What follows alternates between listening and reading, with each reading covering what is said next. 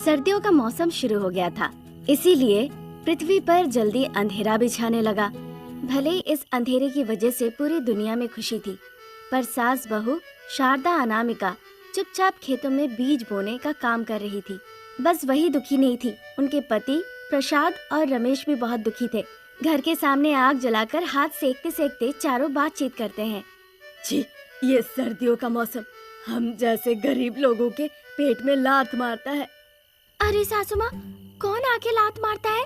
आपको कहाँ दर्द हो रहा है मुझे बताइए, मैं गर्म पानी का पैक देती हूँ, थोड़ा आराम मिल जाएगा। सर्दियों का मौसम, ऊपर से उम्र दराज।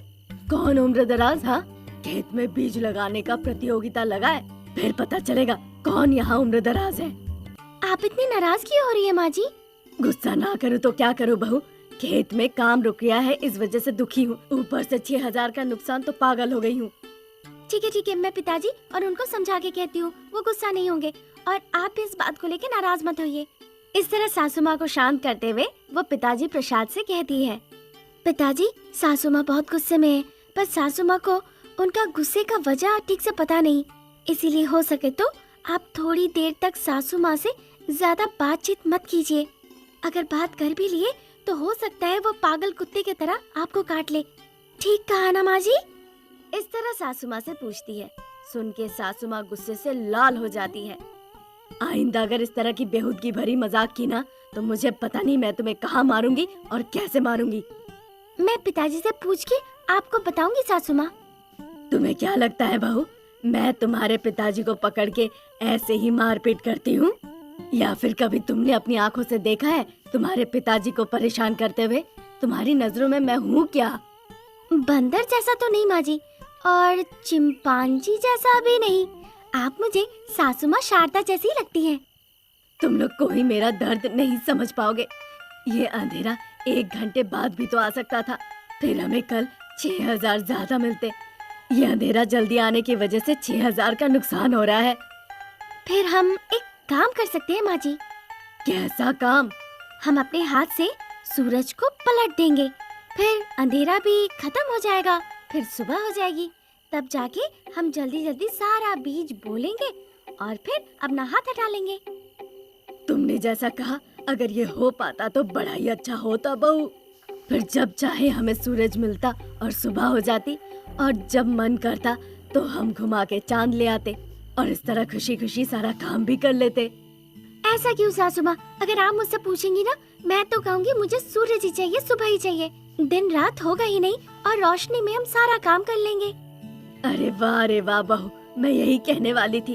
अगर ऐसा मौका होता तो फसल लगाते, फसल बड़े होते, और उन फसल को बेच के हम जल्दी पैसे भी कमा लेते। सास बहू जब इस तरह की बातें कर रही थी तो बाप बेटे को कुछ जम नहीं रहा था। वो चुपचाप वहाँ से उठ के घर के अंदर चले जाते हैं और बिस्तर पे सो जाते हैं। सास बहू भी काफी देर तक बातचीत की कि रात ना होकर सूरज होता तो अच्छा होता, और फिर वो भी थोड़ी देर बाद अंदर जाके बिस्तर पे सो जाती है। अब शारदा के मन में यही था कि रात ना होके अगर सूरज निकले तो बढ़िया रहेगा। अब ऐसा हुआ, रात हो ही नहीं रही थी, हर वक्त सूरज की रोशनी जगमगा रही थी। सास बहू इस बारे में चर्चा करती है, फिर जल्दी जल्दी खेत में जाके बीज बोने लगती है। थोड़ी देर बाद वहाँ का काम खत्म करके वो दूसरे आदमी के पास जाती है। वहाँ पे भी उनसे बातचीत करके वहाँ पे भी वो बीज बोने का काम करने लगती है।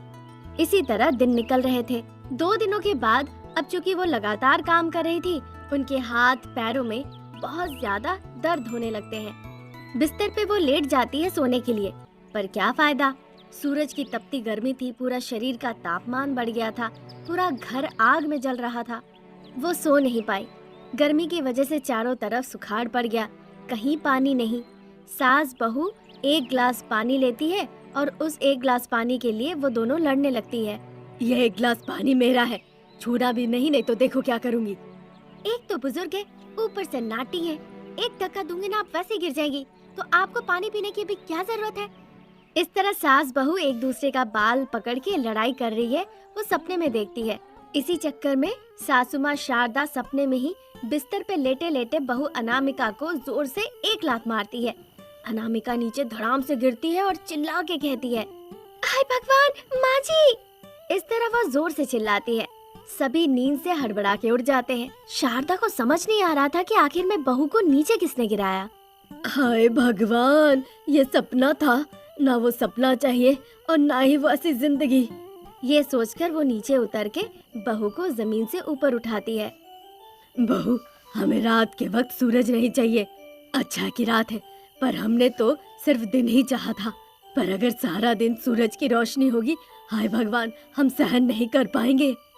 सच में माँ जी, हमने रात में सूरज चाहा था और उस समय 2-3 दिनों तक हम लगातार काम किए ताकि ज्यादा पैसा कमाए। फिर हमारे हाथ पैर टूटने लगे, हम चाह कर भी सो नहीं पा रहे थे ठीक से, है ना?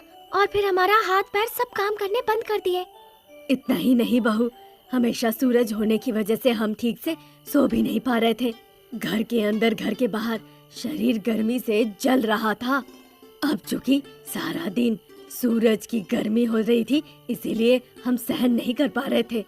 हमारी परिस्थिति वैसी थी, पर क्लाइमेट चेंज होने की वजह से पेड़ सूख गए, बारिश रुक गई, कहीं पे भी एक बूंद पानी नहीं। तालाब, कुएं, सारे पानी वाले इलाके सूखने लगे। हम पानी के लिए भी तरस गए। इसी वजह से तो हम लड़ रहे थे। मुझे गुस्सा आया तो मैंने कस के लात मारा और तुम गिर गई। मुझे माफ कर देना बहू। आपने जानबूझ के तो नहीं किया ना? पर हमें इससे क्या समझ आया? जीने के लिए 5 तत्वों की जरूरत है। हवा, पानी, आग, पृथ्वी, आकाश। इनकी जितनी जरूरत है उतना दिन और रात की भी जरूरत है। दिन में सूरज निकलेगा, जीने के लिए कठिन परिश्रम करेंगे। रात में चांद निकलेगा, हम आराम से सोएंगे। बस मुझे यही बात समझ में आई। अच्छी बात है कि सास बहू की आंखें खुल गई। अब सो जाओ। उनकी बात सुन के सास बहू फिर से सो जाती है। तब से वो समय समय पे सारा काम करने लगे और खुशी खुशी जीवन बिताने लगे।